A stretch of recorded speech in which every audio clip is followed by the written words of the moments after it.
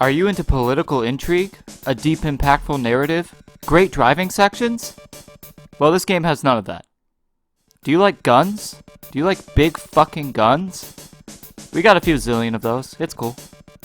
If you just want to sit back with a couple of friends, listen to some cheesy ass humor, and shoot the hell out of everything you see, Borderlands 3 is the perfect looter shooter for you.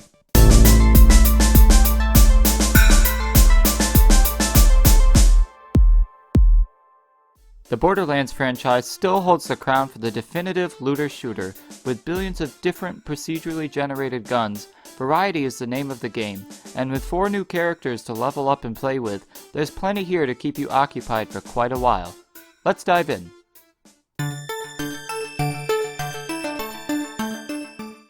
Shooting is great. It feels good, it feels responsive, and it carries all the weight that it should. Gunplay is fast, crazy, and instantly rewarding with an amount of loot so large the minions sometimes look like they're shitting confetti.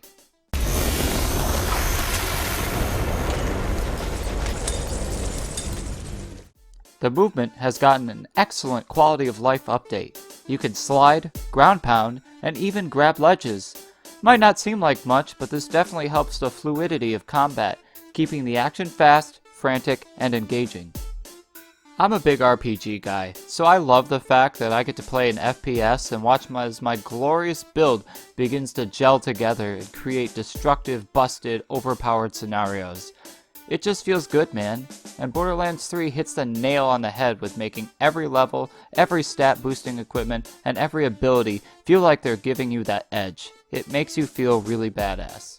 The level of options you have is great. You can choose a special ability, you can choose where you put your level ranks, and your equipment can even further augment your build.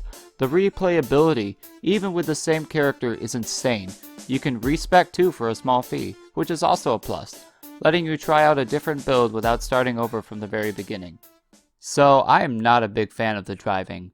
It doesn't work very well when you're just playing by yourself. To shoot an enemy car next to me, I had to turn the camera to shoot it, which is unfortunately also my steering wheel. This was so frustrating to me. Sometimes I found it easier to just stop driving, aim, and then blow the enemies away. Doesn't that defeat the purpose of having vehicles? I'm glad there's more customization options, but the driving mechanics themselves really took me out of some moments that would have otherwise been really great cinematic Mad Max style set pieces. With 2 people, the driving sections can work fine and be cool, but I don't like that felt like a requirement. One last minor nitpick is the menu screen lag.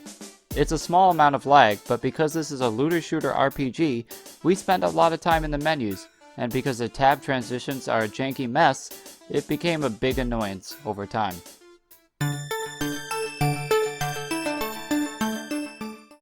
Truthfully, the story's okay. Without any spoilers, I did not care for the new villains, the Calypso twins. They weren't as well written as Handsome Jack was, and just overall weren't as interesting antagonists. They were internet streamer villains too. I get they were supposed to be a bit annoying, but a lot of their dialogue was just a bit too grating for me. What up, my bandit orphans? God Queen Tyrene coming at you live from the HBC. We're streaming, you're screaming, and we're all preparing to get into the Great Vault. Got some new converts today, and guess what? They brought us the Secret Vault map. You get to meet a lot of old favorite characters, but in parts it does seem to get a bit fan servicey, focusing more on the old and less on anyone new. There were a couple of really good new additions though that I appreciated, and some other new ones that weren't as appreciated. You saved Pandora! You killed Handsome Jack! You're supposed to be the Firehawk! I don't know what I am. Figure it out, Lilith! Quests can either be really interesting or honestly boring time wasters. Many quests were just go here and kill that, while some others were a bit more involved and engaging. Not that I'm expecting a grand masterpiece from Borderlands for quest design, but many looter shooters are pretty notorious for having bland, generic quests that more often than not involve shooting many waves of enemies one after the other. Borderlands does change up the formula occasionally with some interesting side quests, but otherwise, it's just more Borderlands. The game has that classic Borderlands humor, where half of it doesn't land the way it wants to, and the other half is dark humor that will only be funny to a certain crowd. It definitely is what it is, giving the Borderlands universe its own flavor, filled with bad jokes and a million pop culture references.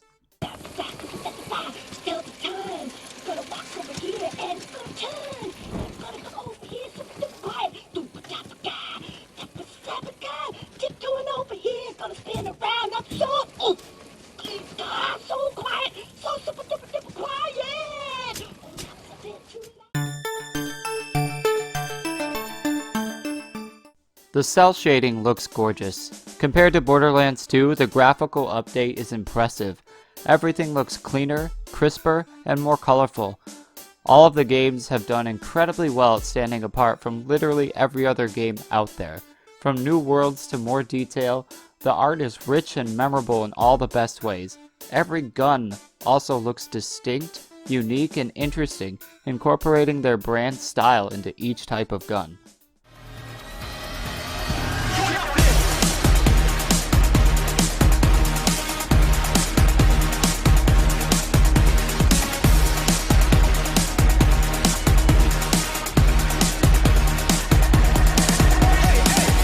The music is engaging, but sometimes easy to miss when you're busy gunning everything down that twitches. The boss music is energetic and fun, and the Sanctuary theme had a great lively chill vibe that I dug.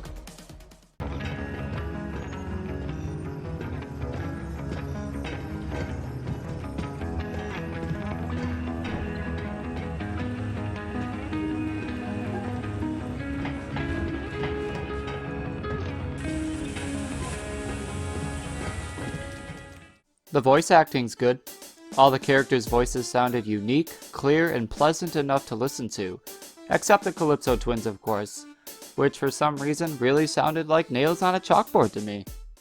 What's up, bitches? Ow, Troy, look what they left for us! The sounds of each gun speak for themselves. Different shots sound unique and feel impactful.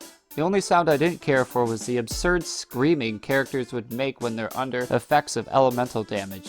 God damn, it was annoying.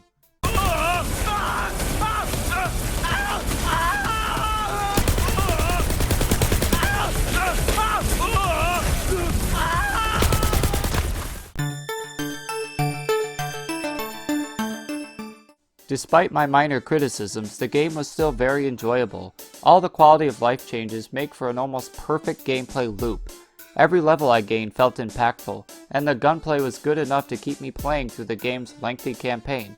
I think I would have appreciated more of an evolution to the formula of Borderlands, but hey, if it ain't broke. I think if the villain and the story had been a little better written, and the menu didn't have the lag, I would have easily given this game a 9 out of 10, but because I can't overlook it, I'm giving Borderlands 3 an 8 out of 10. If you want a great game to play with your friends, go out and pick up a copy. If you liked the video, please like and subscribe, and even post down in the comments what you thought about Borderlands 3. I'd love to hear what you have to say. This is Game Ghost, keeping it real, with too many games and not enough time to play them. Until next time.